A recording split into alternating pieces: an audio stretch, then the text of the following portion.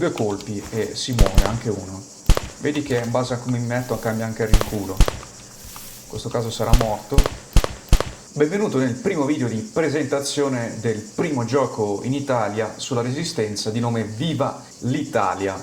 Preciso subito che quello che vedi non è il risultato finale di grafica del gioco. Questo video ha l'obiettivo di mostrarti alcune meccaniche che forse nella tua esperienza ti ricorderanno giustamente tante serie videoludiche: Metal Gear Solid, Assassin's Creed, Call of Duty delle origini e altri.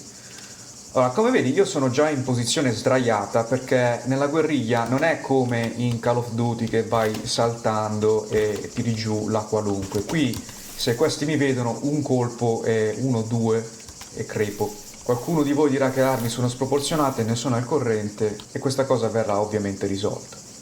Quindi si inizia in piedi, chiaramente bisogna abbassarsi.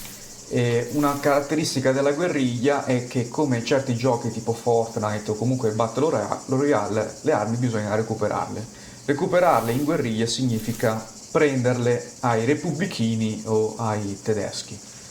In questo caso abbiamo due avversari non consapevoli della nostra presenza, vedi che il loro colore è grigio, prima era rosso perché erano stati allertati. Abbiamo due modi per prendere l'arma: o li eliminiamo silenziosamente, tra l'altro l'arma in questo caso è tedesca ma ci sono anche armi italiane, nonostante è un soldato della Repubblichino, oppure puntiamo, immobilizziamo e possiamo anche fare prigioniero e ci darà il cosiddetto onore delle armi. Vedi che l'arma cade. In qualche caso troveremo l'arma in edificio nascosti in giro, come ad esempio per le armi inglesi. Vedi, ripeto, basta poco per morire. Per quanto riguarda l'arma inglese, o comunque altre armi, possiamo scoprirlo in altre modalità.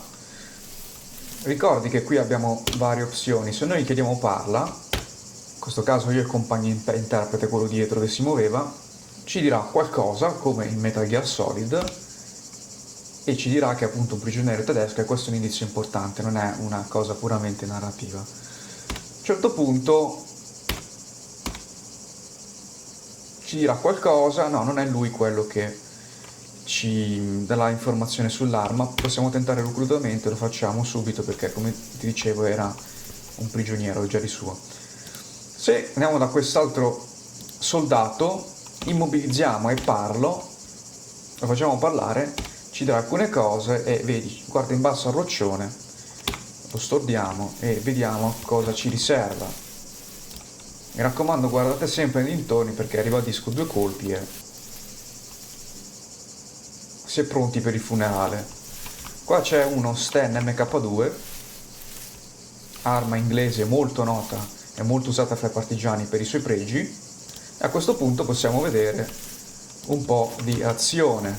Noterai che abbiamo questa sporgenza ai lati come i classici di COD e abbiamo una meccanica purtroppo non più in uso per un discorso di rendere i giochi più arcade, che è il rinculo.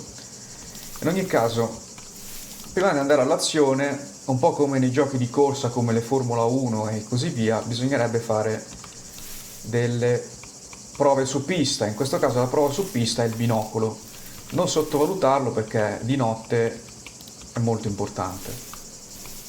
Come vedi qua abbiamo 1, 2, 3 nemici e a questo punto possiamo procedere a neutralizzare il primo. Occhio anche, ripeto, è un gioco di guerriglia, a dove ti posizioni per eliminare, perché vedi che in questo caso ho la visione nascosta.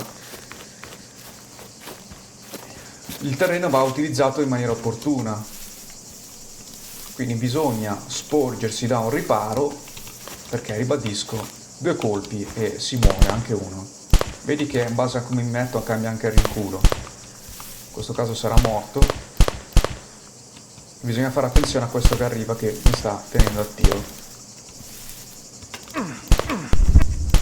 Visto? Nonostante comunque l'ho preso, lui due colpi e mi ha rovinato.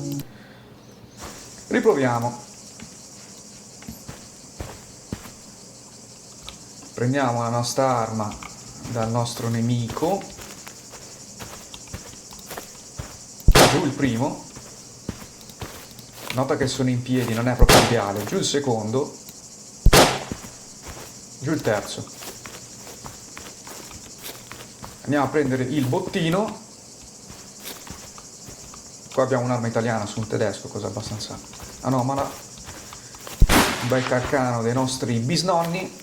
E invece quest'altro ci fornirà la famosa pistola Luger. Quest'altro invece ha sempre un Gewehr 98, che è un'arma della prima guerra mondiale, che in qualche caso si trova ancora nella seconda guerra mondiale.